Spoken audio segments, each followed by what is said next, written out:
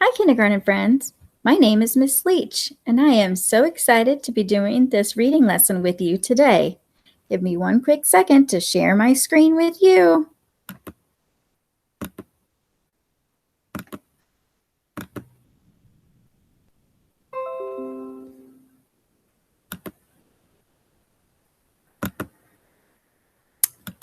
All right, friends, welcome to our lesson today.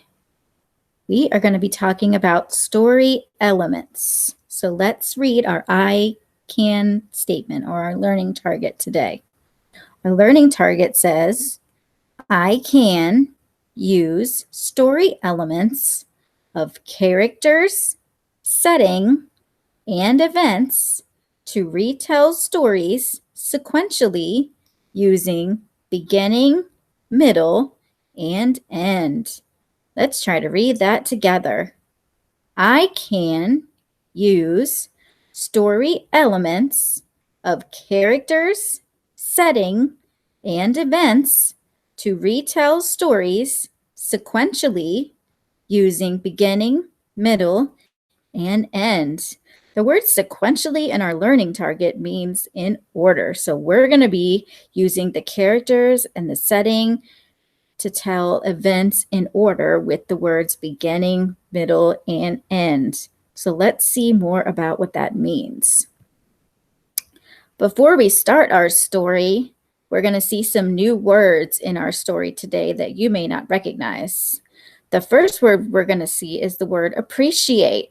When they talk about our main character in the story, they're going to talk about how she didn't appreciate something until she got older. So the word appreciate means to recognize the value of. They're also going to talk about something being scarcely. Scarcely means not much or a little bit. They're also going to talk about something being wilted. Wilted means bent over and dried up, kind of like a flower does when it starts to die. They're also going to talk about the main character being miserable. So the word miserable means unhappy. And they're going to use some words to describe the main character in our story as precious, priceless, and winsome. So those words put together means they're describing her as being attractive and appealing, or very special, or very valuable. So let's talk about what story elements are. Story elements are characters, which we know in most stories are going to be either animals or people. The setting, which is where and when the story takes place, and events, which are the things that happen in the story. So the things that happen in the story, or the events, happen in the beginning of the story, the middle of the story, and the end of the story. So we use some key words to help us to retell stories after we've read them. We use the word first, next, then, and last. So we have a quick chart here that shows us the different elements in our story. So the characters, or the people or animals in our story, the main character is going to be a mouse. The setting of our story, or where and when the story happens, is going to be taking place at her house or at school. So let's read to find out what happens in our story. Our story is called Chrysanthemum by Kevin Hinkes. The day she was born was the happiest day in her parents' lives. She's perfect, said her mother. Absolutely, said her father. And she was. She was absolutely perfect. Her name must be everything she is, said her mother. Her name must be absolutely perfect, said her father. And it was. Chrysanthemum. Her parents named her Chrysanthemum. Chrysanthemum grew and grew and grew. And when she was old enough to appreciate it, Chrysanthemum loved her name. She loved the way it sounded when her mother woke her up. She loved the way it sounded when her father called her to dinner. And she loved the way it sounded when she whispered it into herself in the bathroom mirror. Chrysanthemum, chrysanthemum, chrysanthemum. Chrysanthemum loved the way her name looked when it was written in ink on an envelope. She loved the way it looked when it was written with icing on a birthday cake. And she loved the way when it looked when she wrote it herself with her fat orange crayon. Chrysanthemum, chrysanthemum, chrysanthemum. Chrysanthemum thought her name was absolutely perfect. And then she started school. On the first day, Chrysanthemum wore her sunniest dress and her brightest smile. She ran all the way. "Hooray!" said Chrysanthemum. "School!" But when Mrs. Chud took roll call, everyone giggled upon hearing Chrysanthemum's name. "It's so long," said Joe. "It scarcely fits on your name tag," said Rita, pointing. "I'm named after my grandmother," said Victoria. "You're named after a flower." Chrysanthemum wilted. She did not think her name was absolutely perfect. She thought it was absolutely dreadful. The rest of the day was not much better. During nap time, Victoria raised her hand and informed Mrs. Chud that Chrysanthemum's name was spelled with 13 letters. "That's exactly half the letters there are in the entire alphabet," Victoria explained. "Thank you for sharing that with us, Victoria," said Mrs. Chud. "Now, put your head down." "If I had a name like you, I'd change it," Victoria said, as the students lined up to go home. "I wish I could," thought Chrysanthemum miserably. "Welcome home," said her mother. "Welcome home," said her father. "School is no place for me," said Chrysanthemum. "My name is too long. It scarcely fits on my name tag. And I'm named after a flower." "Oh, pish," said her mother. "Your name is beautiful." "And precious and priceless and fascinating and winsome," said her father.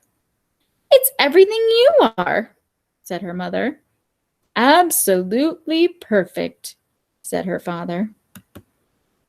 Chrysanthemum felt much better after her favorite dinner, macaroni and cheese with ketchup, and an evening filled with hugs and kisses and parcheesi.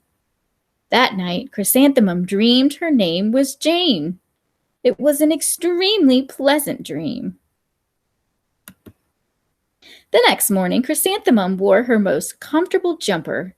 She walked to school as slowly as she could. She dragged her feet in the dirt. "Chrysanthemum, chrysanthemum, chrysanthemum," she wrote. "She even looks like a flower," said Victoria, as Chrysanthemum entered the playground. "Let's pick her," said Rita, pointing. "Let's smell her," said Joe. Chrysanthemum wilted. She did not think her name was absolutely perfect.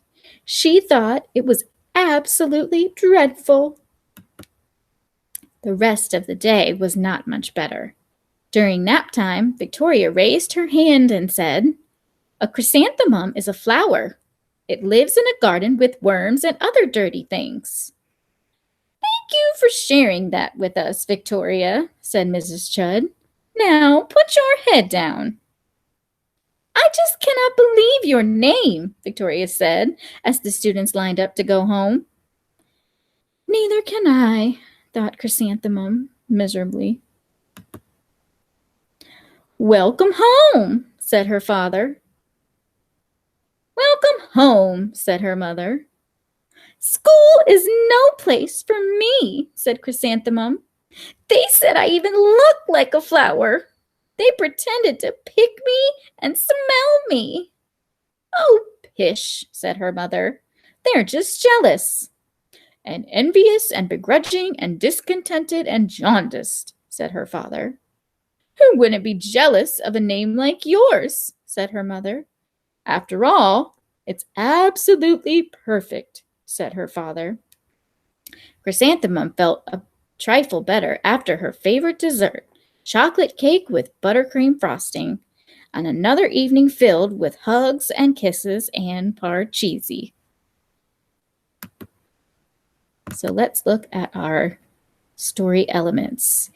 First, in the beginning, we see that Chrysanthemum loves her name, but everyone starts laughing at her name. They say it's too long and she can't even fit it on her name tag, and it's just not a very good name from what they think. Then in the middle of the story, we see Chrysanthemum is miserable when she comes home from school, but she starts to feel better when she eats her favorite dinner and plays games. She dreams her name is Jane, and the other kids still are making fun of her.